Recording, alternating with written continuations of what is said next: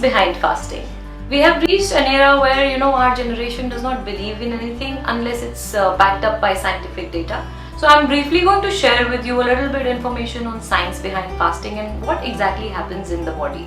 So basically when we eat food, there's carbs pretty much in every meal that we eat, and some meals are definitely, majority of our meals are very carb heavy, and when we eat something with carbs, it gets converted into glucose and the glucose levels in our bloodstream increases, and when that happens, then the pancreas produces insulin, and the insulin levels shoot up, and that gives a signal to our body that food is coming, and so the body gets ready for digestion and it processes the food that we get and it converts it for using it in future for energy and all our day-to-day functioning.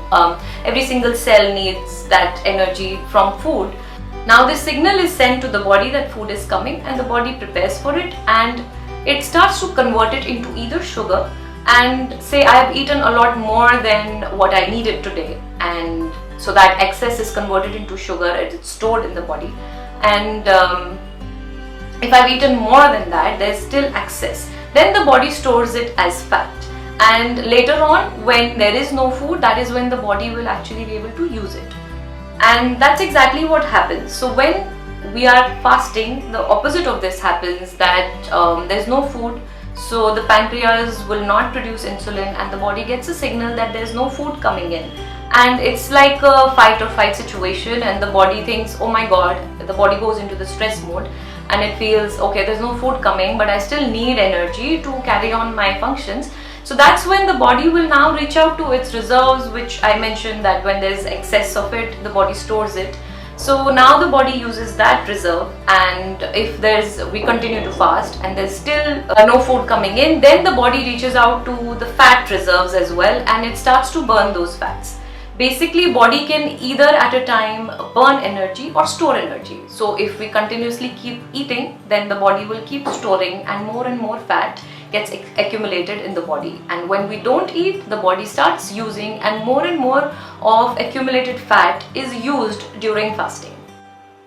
So fasting is actually like a good night's sleep. You're working all day and the body, every single cell is working, very busy, just doing the day-to-day functions, but when we go to sleep, then our mind and body is resting, and that is when the body can heal itself. So same happens in fasting as well, that usually every day we are eating every few hours, and each meal takes hours. It can take from 3 to even 48 hours depending on what you ate for the body to digest it. So if you think about it, if you have a meal at 10 in the morning and the body was still digesting it for the next 4 to 5 hours, you already ate your next meal, so body is just continuously digesting food.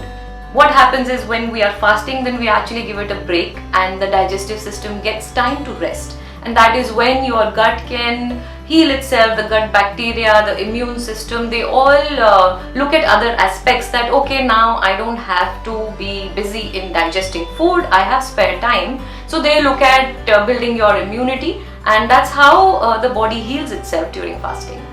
As I mentioned that during fasting, our insulin levels drop down because there's no food coming in, and every hormone in our body has a counter hormone as well. So if one drops down, its counter hormone will increase. For insulin, the counter hormone is noradrenaline and cortisol and growth hormones. So basically when we are fasting, our growth hormones become really active, and that is why they help every single cell in our body to repair itself and get better and heal itself.